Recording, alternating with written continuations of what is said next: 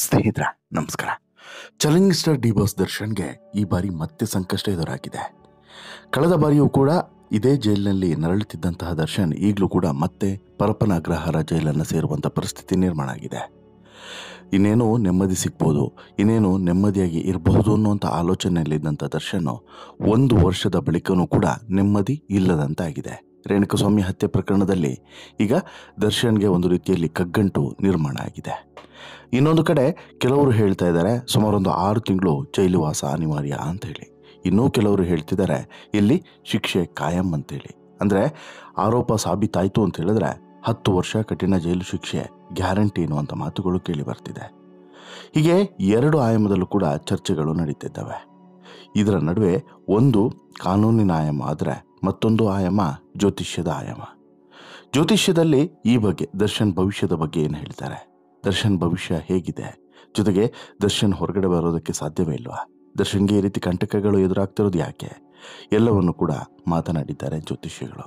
ಹಾಗಾದ್ರೆ ಏನು ಹೇಳಿದ್ದಾರೆ ದರ್ಶನ್ ಭವಿಷ್ಯದ ಬಗ್ಗೆ ಹೇಳ್ತಾ ಹೋಗ್ತೇನೆ. ಅದಕ್ಕಿಂತ ಮುಂಚೆ ನೀವು ಇನ್ನೂ ಕೂಡ ನಮ್ಮ ಚಾನಲನ್ನು ಸಬ್ಸ್ಕ್ರೈಬ್ ಮಾಡಿಲ್ಲ ಅಂದರೆ ದಯವಿಟ್ಟು ಕೂಡಲೇ ಸಬ್ಸ್ಕ್ರೈಬ್ ಮಾಡಿ ಸ್ನೇಹಿತರೆ. ಹೌದು, ರೇಣುಕಾಸ್ವಾಮಿ ಹತ್ಯೆ ಪ್ರಕರಣದಲ್ಲಿ ದರ್ಶನ್ಗೆ ಅಕ್ಷರಶಃ ನರಕ ನಿರ್ಮಾಣ ಆಗಿದೆ.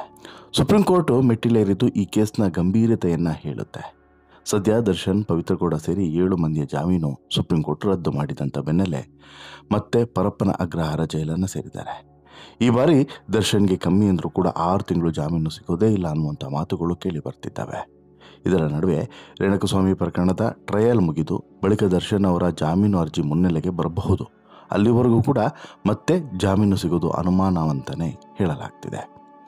ಇನ್ನೊಂದು ಕಡೆ ದರ್ಶನ್ ಆರೋಪ ಸಾಬೀತಾದರೆ ಜೀವಾವಧಿ ಶಿಕ್ಷೆ ಅಥವಾ 10 ವರ್ಷ ಕಠಿಣ ಜೈಲು ಶಿಕ್ಷೆ ಗ್ಯಾರಂಟಿ ಅಂಥೇಳಿ ಕೆಲವರು ಹೇಳ್ತಾ ಇದ್ದಾರೆ. ಹೀಗಾಗಿ ಅಭಿಮಾನಿಗಳಿಗೆ ಯಾವುದು ನಂಬೋದು ಯಾವುದು ಬಿಡೋದು ಅನ್ನುವಂಥ ಗೊಂದಲ.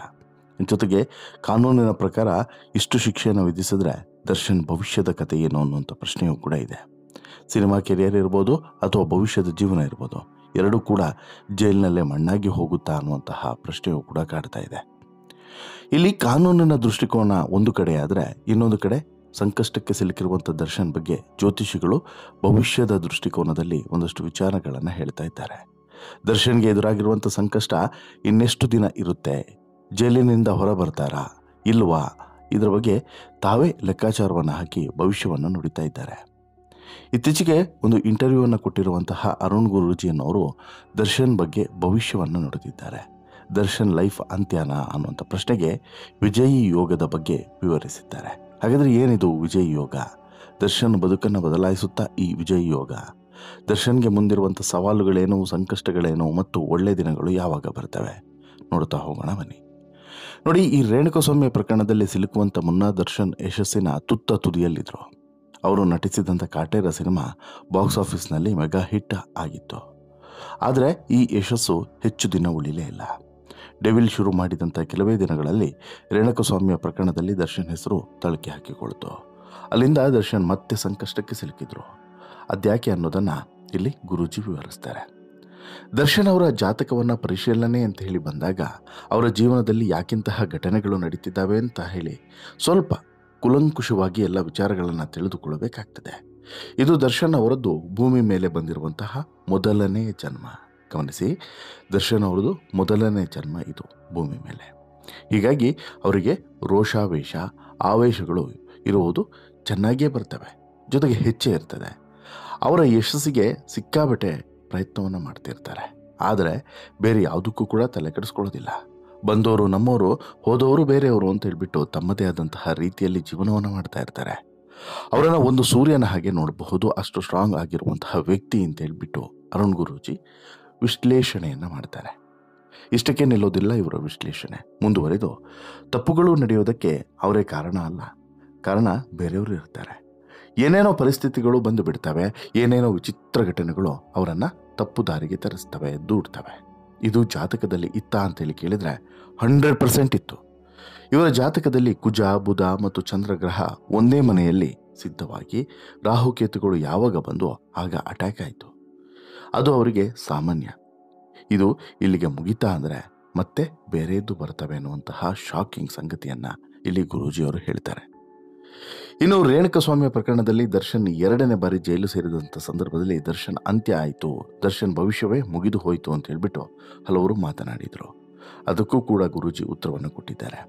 ಹಿಂದೇನೂ ಕೂಡ ಕಷ್ಟಗಳು ಬಂದಿದ್ದಾವೆ. ಅವರ ಅಪ್ಪನ ಕಾಲದಿಂದನೂ ಕೂಡ ಕಷ್ಟಗಳನ್ನು ನೋಡ್ಕೊಂಡು ಬಂದಿದ್ದಾರೆ. ಅವರ ಶಾಲಾ ದಿನಗಳಲ್ಲೂ ಕೂಡ ಕಷ್ಟಗಳು ಬಂದಿತ್ತು. ಅವರು ಕಾಲೇಜು ದಿನಗಳಲ್ಲೂ ಕೂಡ ಕಷ್ಟವನ್ನು ಎದುರಿಸಿದ್ದಾರೆ. ಬರ್ತಾ ಬರ್ತಾ ಬರ್ತಾ ಬರ್ತಾನೆ ಇರುತ್ತೆ, ಕಷ್ಟಗಳು ನಿಲ್ಲೋದೇ ಇಲ್ಲ. ಈಗ ಮತ್ತೆ ಬಂದಿದೆ. ಇಲ್ಲಿಗೆ ದರ್ಶನ್ ಲೈಫ್ ಅಂತ್ಯನಾ ಅಂತೇಳಿ ಕೇಳಿದ್ರೆ ಈ ಪ್ರಶ್ನೆಗೆ ಉತ್ತರ ಕೊಡಬೇಕಾದಂಥ ಸಂದರ್ಭ ಆಗಿದ್ದರಿಂದ ದರ್ಶನ್ ಅವರಿಗೆ ವಿಜಯ್ ಯೋಗ ಇರೋದ್ರಿಂದ ಇಂಥ ಸಮಸ್ಯೆಗಳು ಏನೂ ಕೂಡ ಮಾಡೋದಿಲ್ಲ. ಆದರೆ ಅವರಿಗೆ ಬಾಧಿಸಬೇಕಾದಂಥ ಸಮಯ ಬಂದಿದೆ, ಅದು ಬಾಧಿಸಲೇಬೇಕಾಗ್ತದೆ. ಆದರೆ ಅವರ ಹೆಸರು ಕೀರ್ತಿ ಯಾವಾಗಲೂ ಕೂಡ ಕಡಿಮೆ ಆಗೋದಿಲ್ಲ. ಒಂದು ರೀತಿಯಲ್ಲಿ ಈ ಫಿನಿಕ್ಸ್ನ ಹಾಗೆ ಮತ್ತೆ ಎದ್ದು ನಿಲ್ತಾರೆ, ಹೊಸದಾಗಿ ಜೀವನವನ್ನು ಶುರು ಮಾಡ್ತಾರೆ, ಹೊರಗಡೆ ಬರ್ತಾರೆ ಅನ್ನೋದನ್ನು ಮಾರ್ಮಿಕವಾಗಿ ಭವಿಷ್ಯವನ್ನು ನುಡಿದಿದ್ದಾರೆ. ಅಂದರೆ ದರ್ಶನ್ಗೆ ಮುಂದಿನ ದಿನಗಳು ಚಾಲೆಂಜಸ್ ಇಲ್ಲ ಅಂತಲ್ಲ, ಕಷ್ಟಗಳು ಇಲ್ಲ ಅಂತಲ್ಲ, ಸವಾಲುಗಳು ಇಲ್ಲ ಅಂತಲ್ಲ. ಇನ್ನಷ್ಟು ಸವಾಲುಗಳು ಬರ್ತವೆ, ಇನ್ನಷ್ಟು ಕಷ್ಟಗಳು ಬರ್ತವೆ. ಎಷ್ಟೇ ಕಷ್ಟಗಳು ಎಷ್ಟೇ ಸವಾಲುಗಳು ಬಂದರೂ ಕೂಡ ಅವರು ಮತ್ತೆ ಎದ್ದು ನಿಲ್ತಾರೆ, ಎದ್ದು ನಂತರ ಮತ್ತೆ ಹೋರಾಟವನ್ನು ಮಾಡ್ತಾರೆ. ಈ ರೀತಿಯಾದಂಥ ಚಾಲೆಂಜಸ್ಗಳಿಗೆ ಅಂತ್ಯವನ್ನೋದೇ ಇಲ್ಲ ಅನ್ನುವಂಥ ಮಾತುಗಳನ್ನು ಇಲ್ಲಿ ಹೇಳ್ತಾ ಇದ್ದಾರೆ. ಹೌದು, ದರ್ಶನ್ಗೆ ಈ ರೀತಿಯಾದಂತಹ ದಿನಗಳು ಮುಂದೆ ಇರೋದಂತೂ ಸತ್ಯ.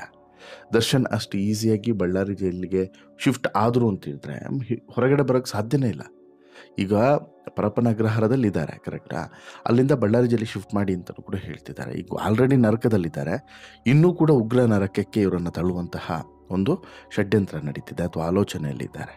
ಹೀಗಾಗಿ ದರ್ಶನನ್ನು ಅಲ್ಲಿಗೆ ಶಿಫ್ಟ್ ಮಾಡಿದ್ರು, ಬಳ್ಳಾರಿ ಶಿಫ್ಟ್ ಮಾಡಿದ್ರು ಅಂತ ಹೇಳಿದ್ರೆ ದೊಡ್ಡ ನರಕದಲ್ಲೇ ದರ್ಶನ್ ನರಳಬೇಕಾದಂಥ ಪರಿಸ್ಥಿತಿ ಬರ್ತದೆ ಒಂದು ಕಡೆ. ಎರಡನೇದು, ದರ್ಶನ್ ಅವರ ಜ್ಯೋತಿಷ್ಯ ಅಥವಾ ಭವಿಷ್ಯದ ಸ್ಥಿತಿಗತಿಗಳನ್ನು ನೋಡಿದಾಗಲೂ ಕೂಡ ಇದೇ ಸಾರಿ ಹೇಳ್ತಿದೆ. ದರ್ಶನ್ಗೆ ಮುಂದಿನ ದಿನಗಳು ತುಂಬ ಕಷ್ಟವಾಗಿದ್ದಾವೆ.